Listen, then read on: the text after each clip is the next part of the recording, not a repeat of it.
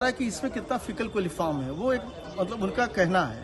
लेकिन जो phase density है वो अलग नापते हैं। फेज डेंसिटी आप नापिएगा तो जितना बैक्टीरिया गंगा जी में आपको मिलेगा उसके उतने करोड़ों अंश ज्यादा फेज मिलेंगे, और वो का काम है बैक्टीरिया को किल करना। और जब आप नहा के निकलते हैं, हाथ धो के निकलते हैं, शरीर पे आपके लग गया, अभी फेज कहीं नहीं जाने वाला है। ये फेज आपके हाथों पर, जैसे आप सोचते हैं हाथ धो के हमने साबुन से हाथ धो लिया तो आपको लगता है कि हमने क्लीन किया, लेकिन ये जो फेज हैं ये दिन भर आपके स्किन को क्लीन करते हैं। ये न रहें तो आपके पूरे हाथों में इन्फेक्शंस आ जाए। ये आपके न्यूट्रिशन से और गंगा जी के जल को छूने से ये दोनों इफेक्ट होते हैं। फीकल कोलिफॉर्म की संख्या बता रहे हैं करोड़ों में, तो वो करोड़ों में फेज भी बन जाते होंगे ऐसा? हाँ, जहाँ देखिए, जहाँ आप इवन ट्रीटेड सीवेज जहाँ गिर रहा है वहाँ आपने फीकल कोलिफॉर्म मान लीजिए बहुत ज्यादा है, करोड़ों में है, तो वहाँ वहीं आपको फेज मिलेगा।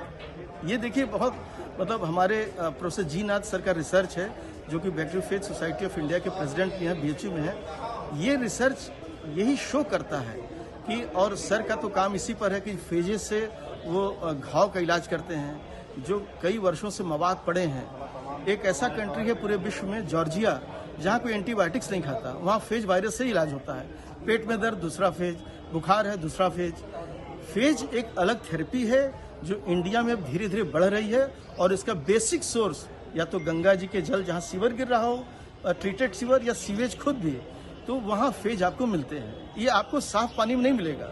ये गंगा जी क्वालिटी है कि जब मास गैदरिंग ये हुई, इसमें लोग नहा रहे हैं, फीकल कोलिफॉर्म आ रहा है, लेकिन इसमें जो फेज मिलते हैं ये अद्वितीय है। इसीलिए करोड़ों लोग नहाए तो हमको लगता है कि कोई फर्क अभी नहीं देखिए, पड़ा। किसी को इन्फेक्शन नहीं है। जिन लोग नागा बाबा जी जिनको सर्दी जुकाम है, वो बालू से है, एलर्जी है।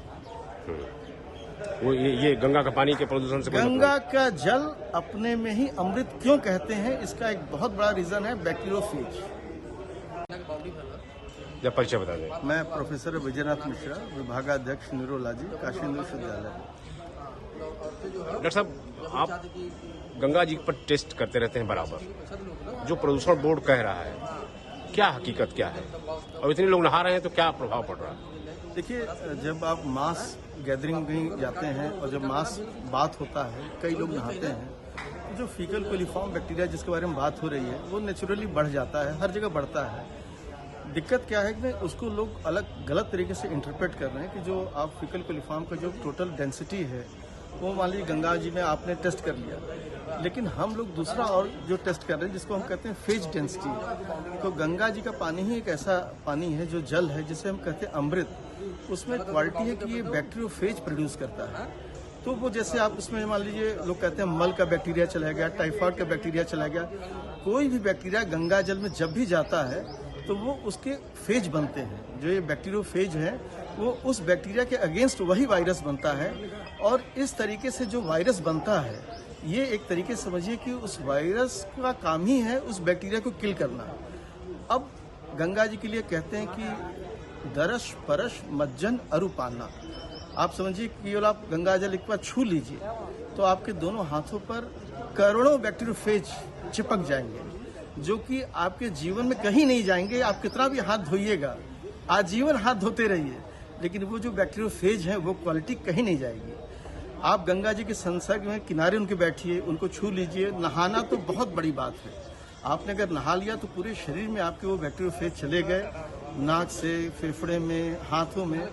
तो जब आप फीकल कोलिफॉर्म की बात करते हैं तो निश्चित तौर पर फीकल कोलिफॉर्म थोड़ा कहीं बढ़ा है, कहीं घटा है। ये नेचुरल फिनोमिनन है मास गैदरिंग की।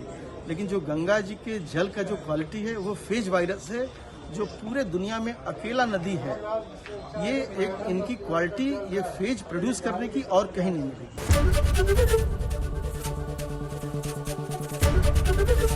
ABP गंगा, खबर आपकी, जुबान आपकी।